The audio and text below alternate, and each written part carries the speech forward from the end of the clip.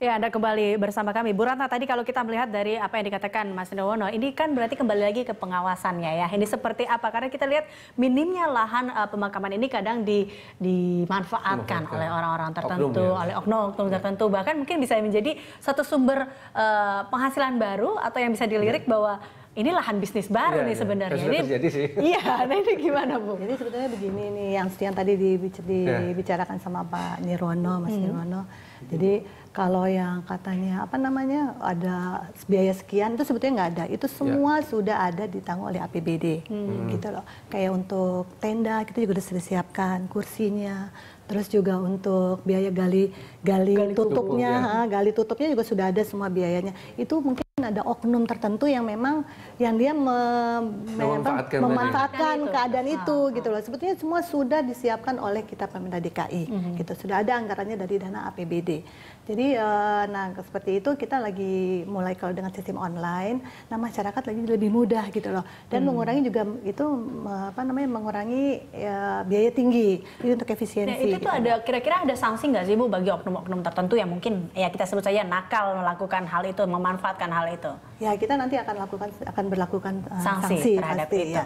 Oke baik. Nah ini kita lanjutkan dengan adanya tadi beberapa alih fungsi rawa dan juga sistem tumpang tindih dengan mungkin semakin banyaknya juga memerlukan lahan-lahan untuk pemakaman ini. Nah ini kalau kita lihat Bu terkait dengan menambahnya jumlah lahan kali ini terkait dengan alih fungsi rawa itu akan seperti apa sih Bu nantinya? Yang apa namanya kalau untuk yang alih rawa maksudnya alih fungsi rawa nanti akan kita perbaiki tanahnya itu Mbak. Terus juga yang tumpang tindih nantinya kita akan data semuanya yang memang masih ada ahli warisnya sampai 3 tahun itu tetap kita masih sedara itu bisa kita masukkan di situ Mbak. Tapi kalau misalkan nanti kita lihat lagi masa tenggangnya sampai 4 sampai 6 tahun ternyata dia tidak lagi membayar IPTM, nah itu nanti kita berlakukan itu kan jadi kita sebut makam kadaluarsa. Nah itu nanti bisa orang lain gitu masuk ke situ Mbak. Ternyata dia tidak ada pemiliknya. Itu nanti kita akan data semuanya tuh Mbak. Untuk yang data makam-makam yang sudah kadaluarsa. Itu untuk menambah lahan makam yang memang selama ini kan disebutnya sudah kritis. Nah itu bisa membantu masyarakat juga. Alih fungsi rawa ini apakah sudah berlangsung atau masih dalam proses atau memang baru sebuah wacana saja sih Bu? Ini sebetulnya dalam proses untuk kedepannya nanti kita akan melakukan seperti itu. Oke, baik Mas Nirwono, ini menanggapi tentang mungkin kita bilang wacana ataupun baru ide lah untuk membuat alih fungsi rawa ini. Ini tanggapannya menurut Anda seperti apa? Ya, ini sebenarnya masuk dalam cukup efisien kah seperti itu? Ya, ini ada 2 pertimbangan utamanya. Ya, tadi dikatakan bahwa lahan yang belum siap pakai ini kan ada 201 hektar lah ya, di mana salah satunya adalah tanah rawa. Nah, yang perlu dipikirkan tadi 2 hal. Yang pertama, kalau tanah rawa ini kan harus pertimbangkan faktor ekologisnya. Apakah tanah tadi benar-benar siap atau tidak? Karena saya menemukan yang unik itu di utara. Di utara ini adalah, kan banyak juga tanah rawa ya. Mereka kedalaman kurang dari 2 meter, itu sudah ada air. Karena dia kena intrusi dan juga bekas rawa. Nah, karena 2 meter sudah kena air, otomatis jenazah tidak bisa dimakamkan. Karena pasti akan membusuk di situ. Karena minimal makam itu kan kedalamannya harus lebih dari 2 meter dan harus kering supaya proses pembusukannya juga bisa berjalan secara alami. Nah, kalau ini ada air sudah tidak bisa dipastikan. Malah jadi membusuk ya. Ya, oleh karena itu tentu harus dipertimbangkan daerah-daerah mana saja yang bisa dijadikan TPU dan daerah-daerah mana saja yang tidak bisa. Kalau dari pengalaman tentu yang daerah utara dekat pantai pengalaman sangat sulit. Bahkan ada beberapa makam yang seringkali justru tergenang air, kebanjiran. Nah, ini juga tentu akan berpengaruh terhadap proses pembusukan alami jenazah akan lebih lama. Nah, kemudian kedua yang tidak kalah penting sebenarnya saya lebih cenderung mengoptimalkan makam-makam yang sudah ada sekarang dengan cara pemetaan dan pendataan. Nah, pemetaan pendataan itu sebenarnya ada 2 hasilnya. Yang pertama kita akan tahu makam-makam mana saja yang bisa dijadikan makam tumpang.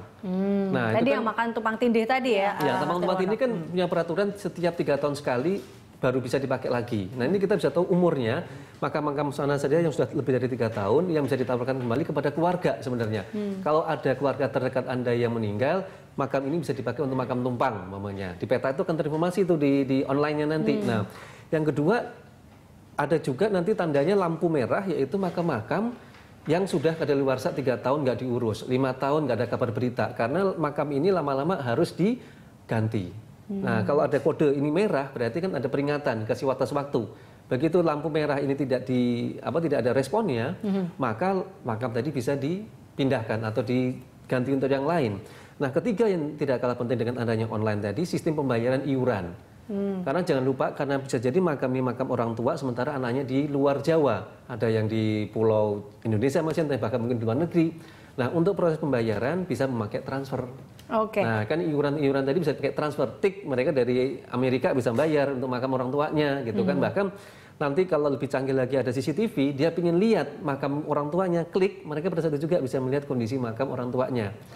Nah, itu yang terjadi di Jepang juga sudah mulai kalau itu. Sudah mulai dilaksanakan. Nah, saya tertarik dengan tadi masalah dengan sistem tumpang tindih ini. Ada juga sistem tumpang tindih dan juga makam kadaluarsa.